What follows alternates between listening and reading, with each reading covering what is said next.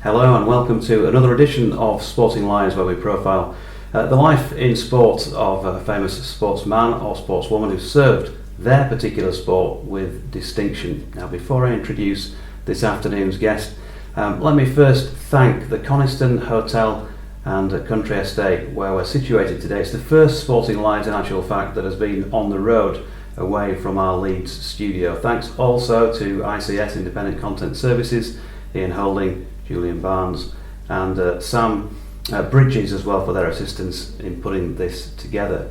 So to our intro. A lady who is very interesting, as I'm sure we're going to find out, an Oxford graduate, a real passion for the horses, led her to train pointers, having had a career as a teacher prior to that, or maybe at the same time, we'll find out.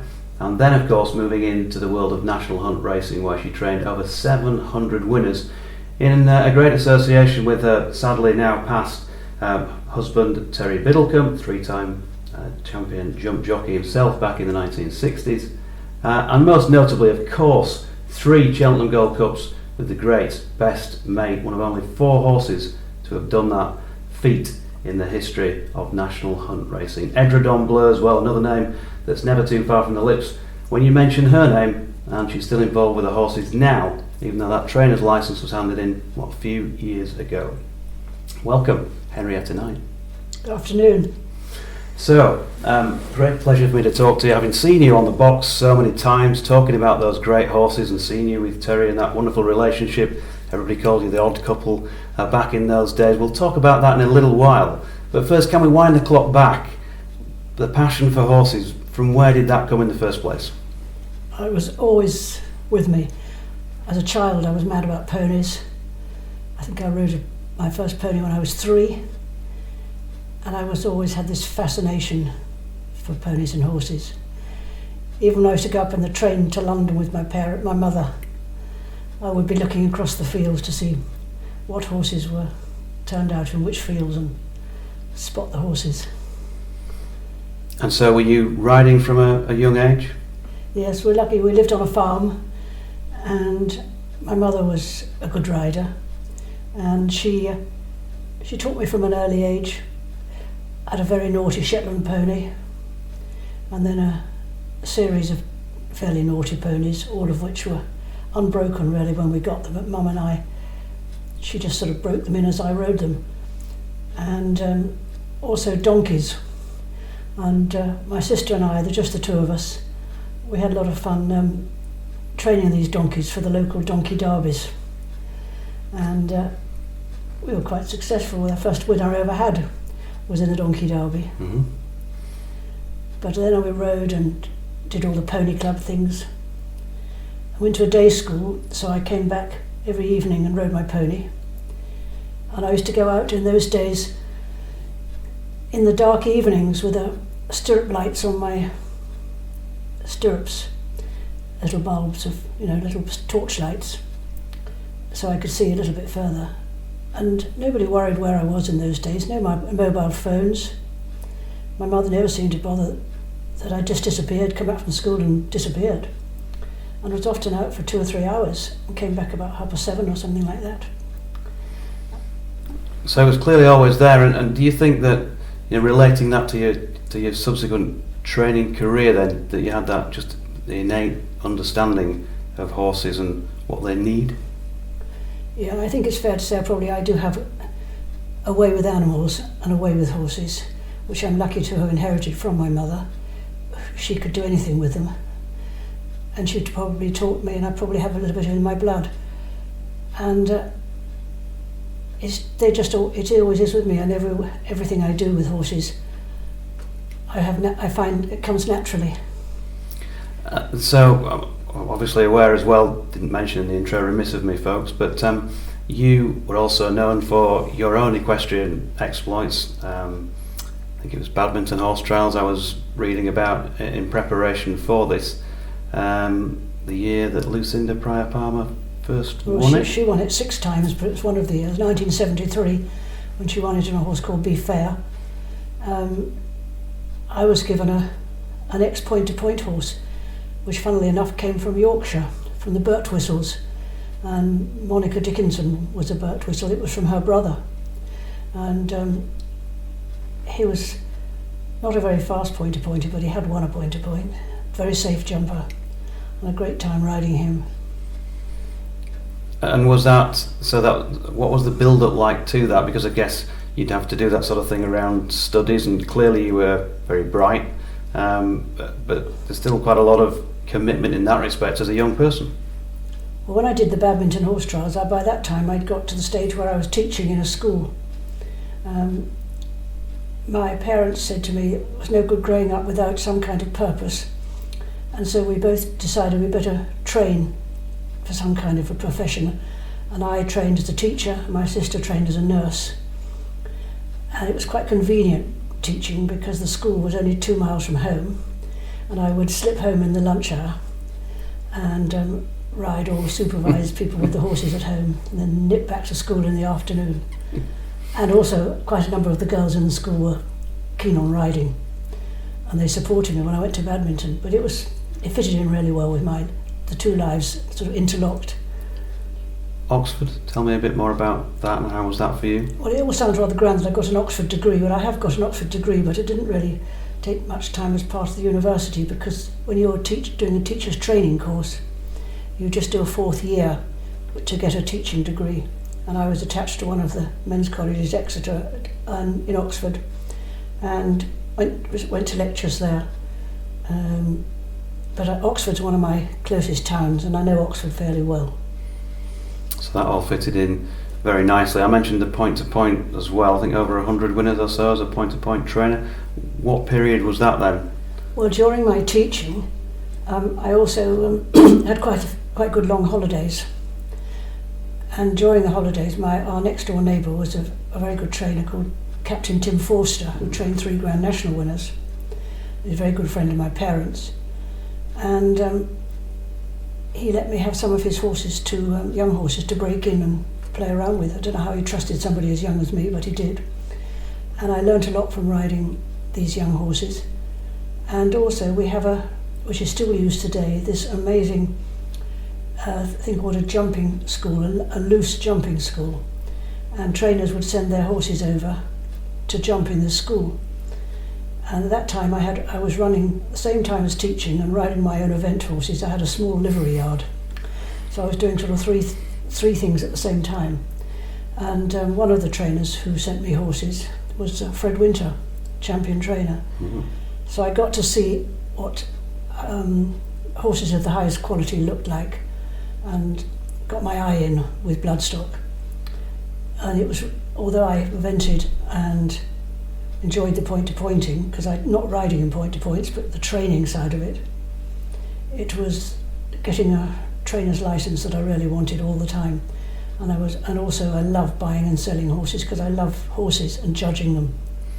So there's a great sort of determination and longer term goal about all those things. Just as an aside, folks, because Hen mentioned Captain Tim Forster, I went to the 1985 Grand National. That was my first Grand National live, if you like.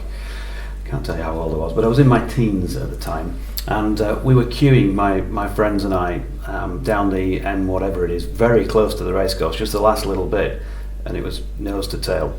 And a car went flying by down the hard shoulder, as they had in those days, and then a blue flashing light followed it, and of course we edged forward and edged forward and edged forward, and eventually we're alongside this car that's been stopped, and my friend in the front said, "JD, I recognise that guy. It was just getting his orders from the police. What's he called?" And I said, "It's Hewell Davies." And he said to me, "Oh, what's he riding in the big one today?" So I looked at the racing post or whatever it was then, and I said, "Oh, he's riding a horse called Last Suspect." No chance. Oops. 50-1 I think he won out that day. So sorry to interject with that, but it just triggered off that racing memory, and probably shows me up for what I am as a tipster. From your perspective, clearly getting going in point-to-points and then taking out that licence in the late 80s. By this time you've also met Terry. He had come and done he was working for Central Television at the time, and he was doing a programme called Terry's Tips, and he had made a visit to where I had my livery yard to film me, because he was asked to go around the countryside and do some films on people in racing or connections with racing. And wasn't very impressed the first time he saw me. I turned up in this little sort of blue, looked like a nurse's dress, and high heel shoes to walk around my yard with the horses, rather than my normal clothes for the yard with the trousers, the jeans, and I think he thought I was half mad. We tried to break in a horse in my arena in the garden when I showed him how we put the saddles on and let the horses loose to get used to the saddle. And this particular horse, which actually turned out to be quite a good horse that Tim Forster then trained and won races with, he did a few bucks with the saddle and burst the girth, and the saddle went flying into the air. And then by the time we caught the horse, put the saddle back on, I think Terry thought this was lunatic. He often referred to it. Things didn't get off quite on the right footing. It didn't get off to a flying start. No, but clearly they did. Would you say then that, I mean, clearly you had a talent for horses, working with horses. You'd proved that as well in the point-to-point field. Do you think that you would have been as successful as you were anyway without Terry by your side, or did that up the ante, if you like? Not with the training licence, no. I mean, he was my other half. I couldn't have done it on my own. And the knowledge that he had about national hunt racing, and the knowledge he had about how jockeys should ride races, and about the courses, most of which he'd ridden out himself, was invaluable. And also, having been in the top yards like Fred Rymel and Fort Walwyn, he'd seen proper national hunt horses, proper chasers, and he knew when they were fit, and they knew how they should be going, and he knew how they should be jumping. Rode some real top horses, didn't he? You say Woodland Venture won the Gold Cup, 67 yeah, he rode Woodland Venture. Or 68. Gay Trip as well in the Grand National. Although I don't think he that didn't ended ride up Gay Trip in the Grand well. National. Well, he did. He was second in the Grand National. Yeah. Yes, but he didn't win the Grand National. It was Tom Taff won the Grand National. On him. Yeah. Pat Taff, and yes, Gay Trip won the Maxton on several occasions, didn't he? Yeah. I just remember Terry from the BBC broadcasts of the 70s when he was part of the team, wasn't he, with the Bill Smiths and Julian Wilson, and of course the great David Moulds, the late great Sir Peter, and David Mould and Richard Pittman, as we mentioned earlier on as well. Good days, learning your racing, watching people like that, clearly with the knowledge, and that was one of the things from my point of view where Dad was sitting there telling me who these men were, because he'd obviously experienced watching them race ride live, whereas I was just a nipper. And you couldn't see them as clearly as we all see them today, because there were no proper what do you call internal televisions.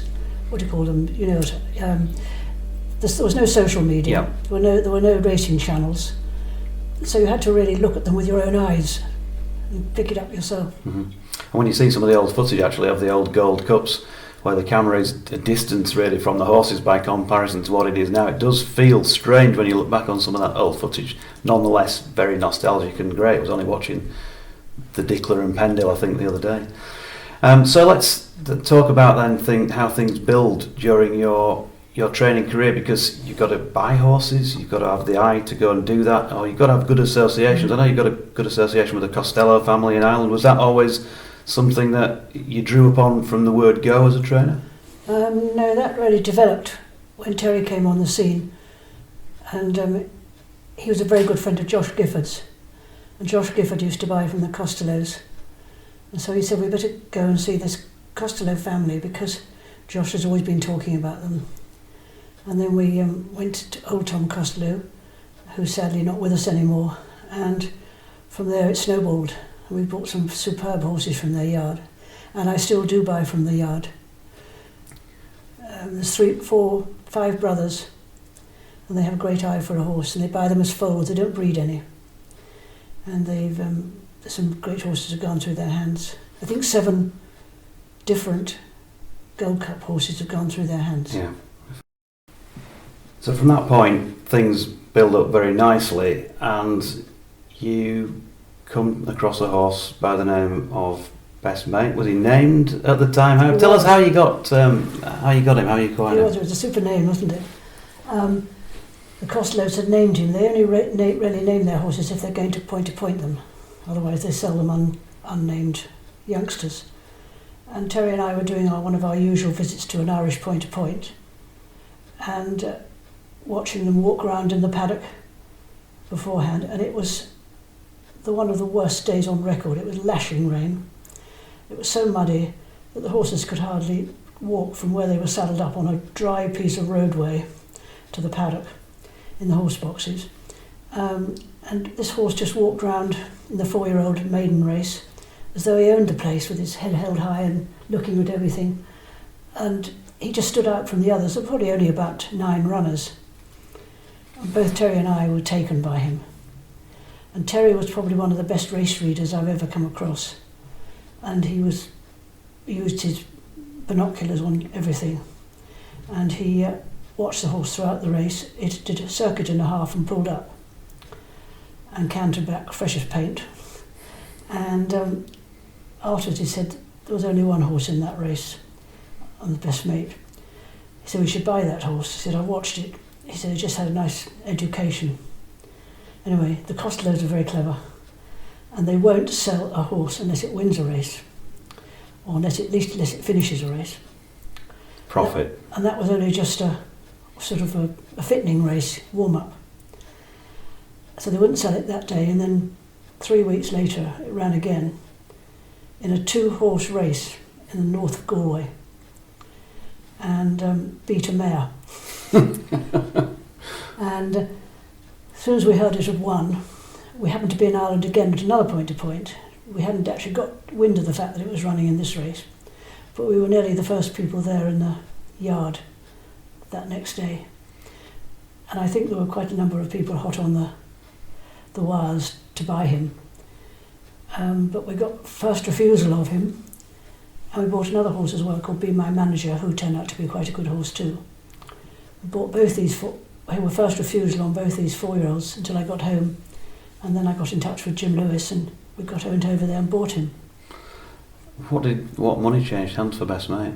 It was I don't know the exact price, because Jim and Tom had a sort of a little conflab in Tom's house, but I would say it was round about the 95,000 mark. Okay, that's a pretty good bargain in the end, isn't it? With 3 Gold Cups, King George's.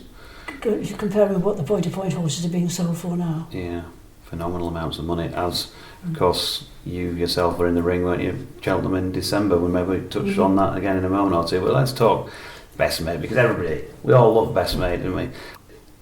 That sort of build up to winning his first Gold Cup. I can remember being in company that day. I wasn't at Cheltenham actually the day he won the first Gold Cup, and I didn't think he'd get home up the hill. Hand on heart, and I've watched a lot of racing, but I'm clearly not as good a judge as you are, Terry. That's exactly what AP thought when he rode him and was beaten on him at Kempton the first time in the King George. He didn't think he was a true 3-miler, and Terry said he was a 3-mile plus horse. He should have made more use of him at Kempton, and he always says that now. Interesting as well, and that also, I suppose, leads us into horses and jockeys and that combination. And are there certain jockeys that suit certain horses better than others? Was Jim Cullity just better suited to Best Mate maybe than AP? He was, because the horse you had to ask him the things rather than tell him, and he was such a good jumper that you needed to sit very quiet on him and let him the fences just come to him. And Terry sort of trained Jim to ride him in the races the way he thought he should be ridden. He hardly ever rode him at home, because jockeys aren't much good on the horses at home, I don't think, when they're galloping, and they try to find out too much. Mm-hmm. He had a good girl that rode him at home, Jackie Jenner, and then Jim was allowed to ride him when it came to a race. When AP rode him, he was a bit too forceful on him, and he wasn't really the jockey for Best Mate. He was the jockey for Edredon Bleu, but not for Best Mate. And I think the second time he won on him, when he won on him at Kempton, the King George, he did listen to Terry a bit more that day. Yeah, it was a different ride, wasn't it? The first Gold Cup with Jim on board. You just remember, you can still see the images of a horse who, I can't think he touched a twig. He seemed to meet every fence on a stride, and he absolutely devoured the ground up the hill, contrary to some of our opinions. Well, he loved Cheltenham. He won his first bumper at Cheltenham. Terry says he should have won the Supreme Novices the next time he went there. He was beaten into second by Noel Mead's horse. I can't remember what the name of the horse was now. And then basically every time he went back to Cheltenham he won. He just loved the place. And he loved the crowds. I think some horses are shy of crowds, and somehow horses absorb the atmosphere and enjoy them, and he certainly enjoyed them. What's it like for you in terms of tension? You're going into your first Gold Cup, you've always loved horses, you've got this brilliant specimen on your hands. At the time, I guess, the pressure might not have been quite as high. I think it was 7-1 when he won first time, so he wasn't favourite, about third, fourth in the market, something like that, but still. There was a bit of pressure the first time, but I thought possibly he was only 7, that we were asking a bit too much probably to go there anyway, but no, Terry thought we were doing the right thing. And there wasn't a lot else we could have chosen to do that year, so it was worth giving it a crack. And Terry was always convinced he'd run well, and he didn't show much surprise, not nearly so much surprise as I showed. And of course then the second year there was a lot more tension, and the third year, it was, the atmosphere was unbelievable. It was electric. Yeah, I mean for me, I guess the second year kind of stands out just as much, if not more, than the third. I think that's born out of the fact that being born in a generation where I was a little bit too young to remember Lethgargo winning it twice, and nothing else had ever won it twice in my lifetime watching racing, and I thought I would never see the day when a horse won back-to-back Gold Cups. So I can remember goosebumps when he came up the hill second time, and I think you've got to argue that was his best performance. That was the best one, I think. Just ran away with the race, didn't he? Then now all the ones who want to knock the form say he didn't beat a great deal, but it was the way he did it. It was his style of running and his tenacity up the hill. Okay, nobody took him on. If they were so much better in the country, they should have taken him on. It just always looked like he was enjoying himself, and it was a good job he did enjoy Cheltenham, because that third one was then, as you say, all the tension and the pressure. I know he didn't know what price he was, but that was probably the hardest work of the three. It was, because they shut him in on the corner, and he had to come out. And then he had to, once he jumped to the front though, the last, he knew where he was going. And I don't think Jim saw Andrew Thornton with Sir Rembrandt. So I think he was creeping up on the right. It was a lot closer than people realised. Yeah, a few more strides, and that could have been interesting. It's one of those where you're glad that they pay on the jamstick, as Richard Pittman usually says. Great days. Anything that we don't know about those days in terms of your memories, those personal ones? I think they've been pretty well documented, those days. Everything we did was the same, very superstitious. I watched it from the same place. People always used to think I'd hide in some kind of a room. They used to think I was hide in the ladies' loo, which is the last place anybody would want to hide. And I didn't used to hide in the Gold Cups. I watched from the press room every year, just behind the weighing room. And did the same thing every year. It was the last year was probably a lot more tension because everybody knew where I'd be. In particular, Mick Easterby, and he got in there with a running commentary. Always a joy, Mick. Yeah. Clearly, stellar days, and then that awful day, which we can't really not touch on, at Exeter. A track that, if he loved Cheltenham, he certainly also probably loved Exeter in equal measure. Another nice stiff track. His Holden Gold Cups, and I just remember watching that race, and you still feel emotional about it now, and I had no connection with him other than being a fan of the horse. So for you, that must have been absolutely gut-wrenching. Yes, I'm quite lucky, and at the time, I was so sort of numbed by it all that I didn't probably show too much emotion outwardly, because I haven't been brought up with animals all my life, and seen the things that can happen to them and the tragedies. And I know, if an accident happens to a horse,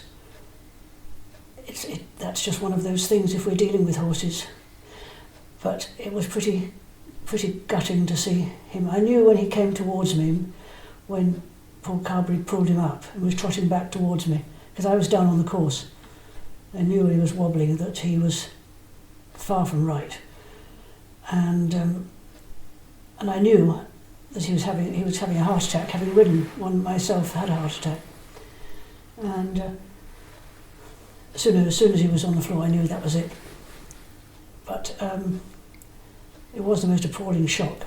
At that moment, you'd almost sort of blanked out everything else, blanked out the people, blanked out the racing, and it was just a horse had died in front of me. And it wasn't until a few days later that it really hit me. Tragic day. I always felt as well for Paul Carberry, because you think about Matey's great association with Jim. For Paul to be the man on board that day as well, after this horse, he's a racing legend, isn't he? His name will never be expunged from the record books for what he's done. Timmy Murphy couldn't ride him because he was riding for David Johnson, and he'd ridden him to win at Exeter before. Jim was injured or banned, I can't remember which, but he couldn't ride him anyway. Didn't AP ride in the same race on something else? AP was on one of Martin Pipe's. Yeah.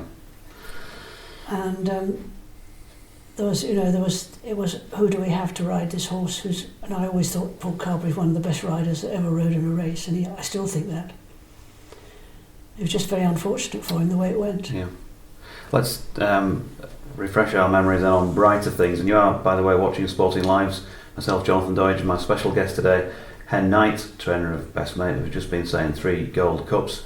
Thanks again to the Coniston Hotel and Country Estate for allowing us to film this here, and also once again to ICS. You can follow me on Jonathan Doidge, or get in touch if you've got suggestions for future guests on jonathandoidge@hotmail.com. So Hen, Edredon Bleu. I'm going to throw that name out there, just hang him out there like that, because absolutely bags of pace, great heart. He wins a championship race over 2 miles and a championship race over 3 miles. You can tell me about the differences between training him for one and the other, but what a ride. You think about that ride that AP McCoy gave him at Cheltenham, that was unbelievable. It's probably one of the best rides AP ever gave any horse. I mean, he literally picked him up, took him over the line, because he was headed by a direct route on the run-in. But you said he had bags of pace. That's where you're wrong. He didn't have bags of pace. No. How do you win a 2 mile champion chase without that? On his jumping. He was so quick over his obstacles and so quick away from them that he was running again when the other horses were still jumping. And it was all on the jumping that he won his races. At home, when we used to gallop him, he was incredibly slow. And if we used to find quite a slow 3 mile chaser to work with him. He used to get very downhearted because he went for a better horse, and the other horse put his head in front. Edredon Bleu got very depressed and disappointed and would just drop the bridle. And yet AP kept him interested, throughout the entire race, as you said. Direct route was no mug himself, was he? He was involved in some big finishes in 2 mile chases over several seasons. Norman Williamson did drop his stick. All right. But there's no excuse really. I mean, AP was brilliant, his very brilliant best. And then compare that to his win in the King George, and that was sort of, in a way, a bit like Desi winning for the first time, where everybody said there's no way he's going to stay 3 miles, and 25 to 1, I think, by that stage. Things hadn't been going that well. We'd run him before in the King George, and he hadn't stayed. And Terry said if we'd run him differently, he would stay. And that was to run him from the front, or very near the front, which the horse loved, because he liked to be able to dominate, as I say. He didn't like other horses to keep passing him. Yeah. And so I think it's like a surprise to the rest of the jockeys, because I don't think they believed that when he was out there in front that he was ever going to stay and they'd get to him. But it was amazing. They didn't get to him. No, it was another fantastic day. And then I guess that association with Jim Lewis comes to an end. It's been well documented what you said about that and your disappointment on that front. How difficult was it in those last few years then, before the licence went back in, to keep going and to sort of, I guess, stay motivated when you'd had those quality of horses?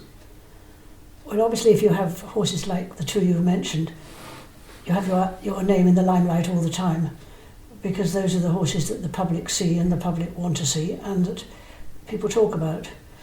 And you need every yard needs a horse at the shop window. But when obviously they finished their racing careers, it was more difficult to pick up and start again. And also, Terry began to get ill, and we were having less winners. And basically our operation was not doing as well as it had done, which is really one of the reasons I gave up.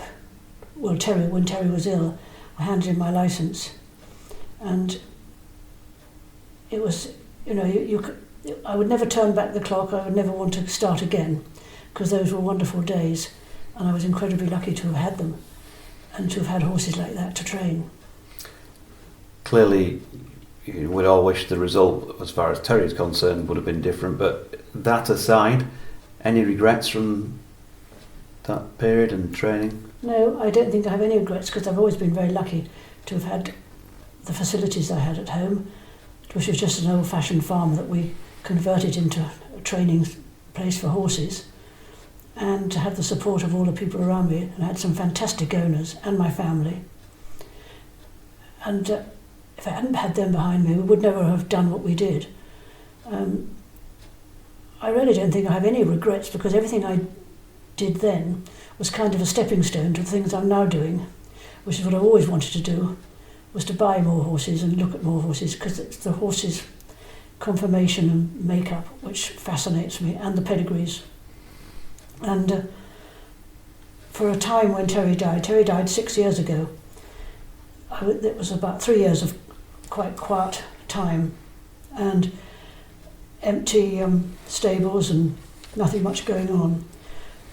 But I decided to write my books about what we had done, and then get out and do my investigations at how other people train, because we never did have the time to do that when we were training. So on my own, I ventured out. I went to see as many trainers as I could and as many jockeys as I could, how they train differently, England and Ireland, and how the jockeys all started.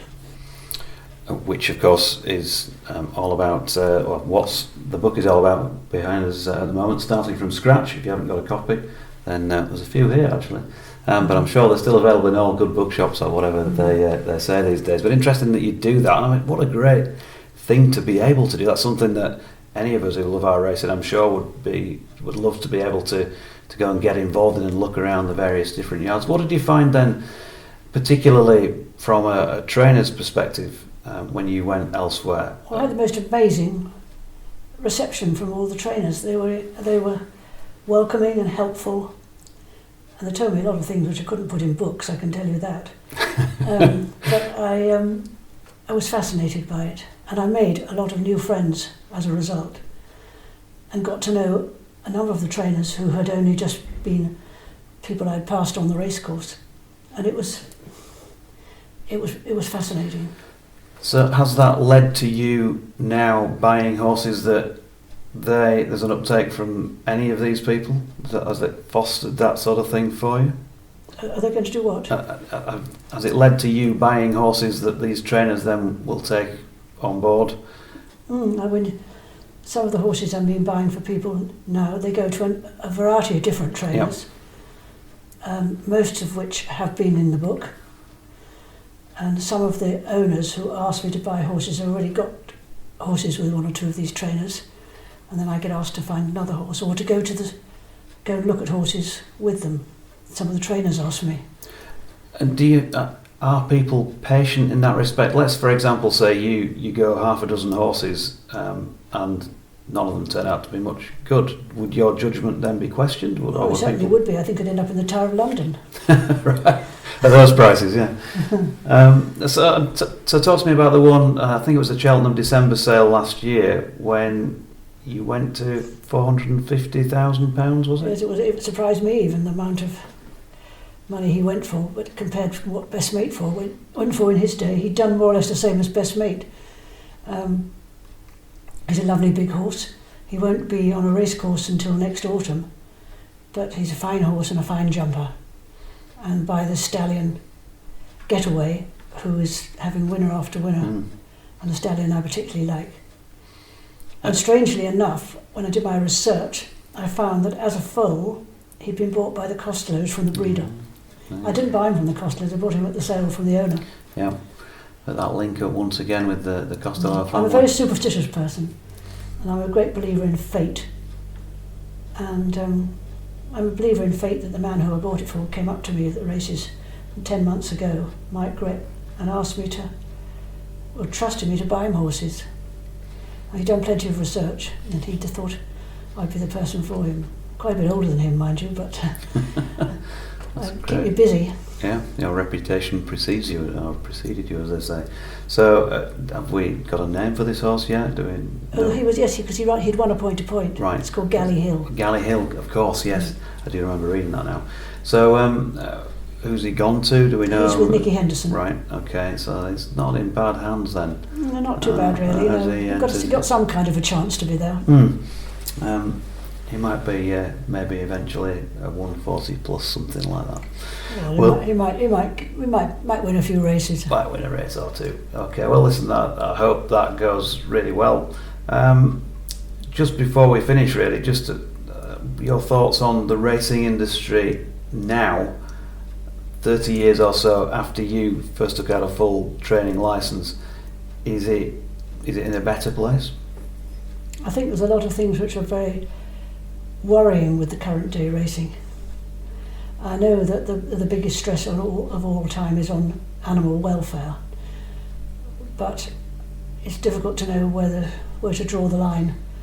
And I think some of I'm not a fan of the BHA, as probably everybody knows that. I wrote a letter at one point, and I do think that there are too many people at the top who aren't really closely linked with their own experiences in the sport, and that they don't talk to enough people in the sport, jockeys, trainers, and get opinions.